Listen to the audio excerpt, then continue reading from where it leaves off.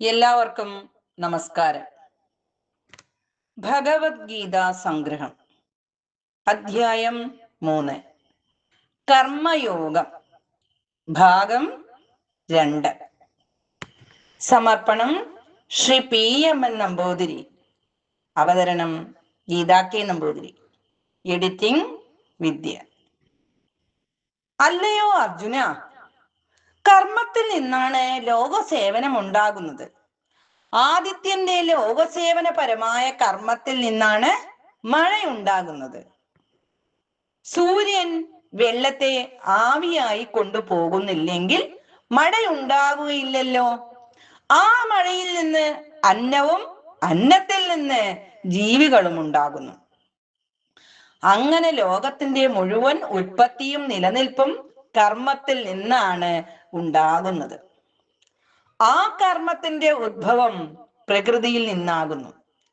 പ്രകൃതിക്കാകട്ടെ നാശരഹിതമായ പരമാത്മാവിന്റെ സ്വഭാവമാണ്.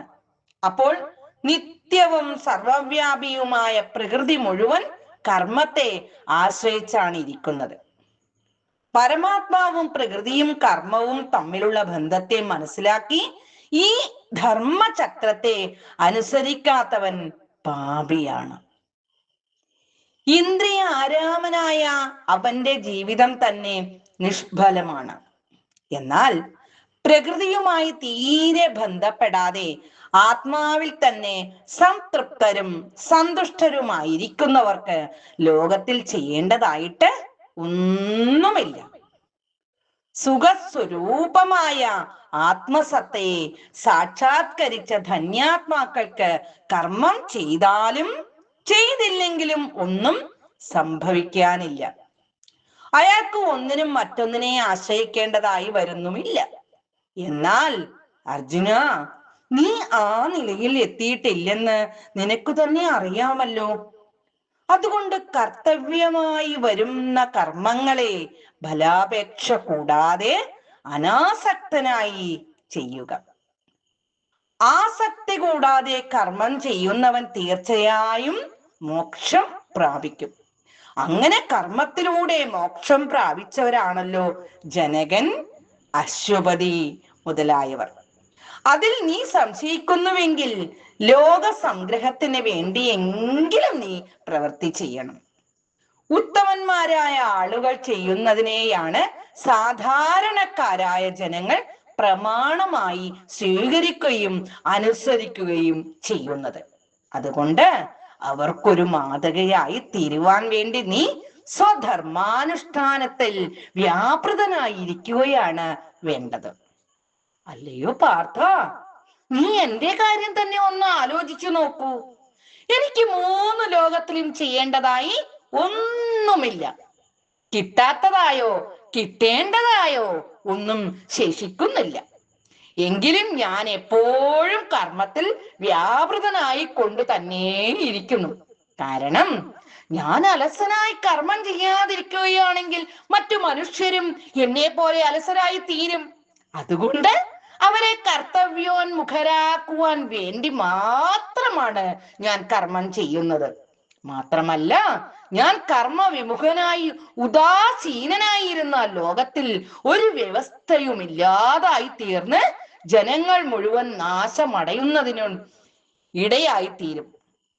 അതുകൊണ്ട് അജ്ഞാനികൾ ആസക്തിയോടുകൂടി സ്വാർത്ഥത്തെ ലക്ഷ്യമാക്കി കർമ്മങ്ങൾ ചെയ്യുന്നത് പോലെ ജ്ഞാനികൾ ആസക്തി കൂടാതെ പരാർത്ഥമായി ലോക സംഗ്രഹത്തെ ലക്ഷ്യമാക്കി പ്രവർത്തിച്ചു കൊണ്ടേയിരിക്കണം.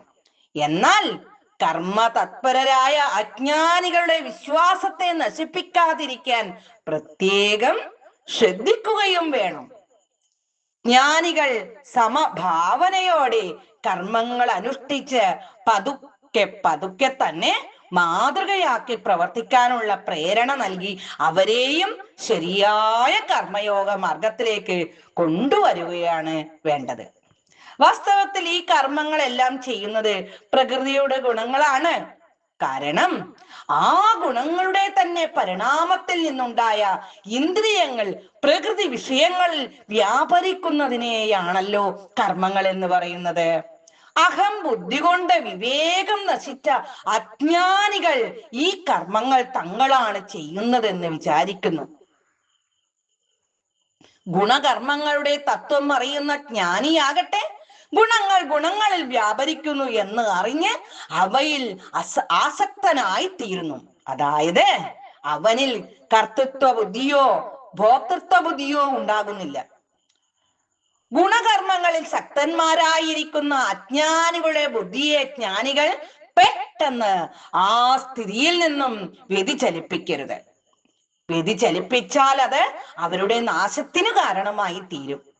ലോക സംഗ്രഹത്തിന് വേണ്ടി ചെയ്യുന്ന കാര്യത്തിലും ഈ വക വിഷയങ്ങളിൽ നാം പ്രത്യേകം ശ്രദ്ധിക്കേണ്ടതായിരിക്കുന്നു. അതുകൊണ്ട് അല്ലയോ അർജുന, നീ കർമ്മങ്ങളുടെ എല്ലാം അധിഷ്ഠാനമായ പരമാത്മാവിൽ എല്ലാം സമർപ്പിച്ച് ആധ്യാത്മിക മൂല്യങ്ങൾക്ക് പ്രാധാന്യം നൽകി ബലാകാംക്ഷ കൂടാതെ കർത്തവ്യകർമ്മം ശരിക്ക് അനുഷ്ഠിക്കുക. ഇതിന്റെ അടുത്ത ഭാഗം അടുത്തത്. ഹരി ഓം. നന്ദി, നമസ്കാരം.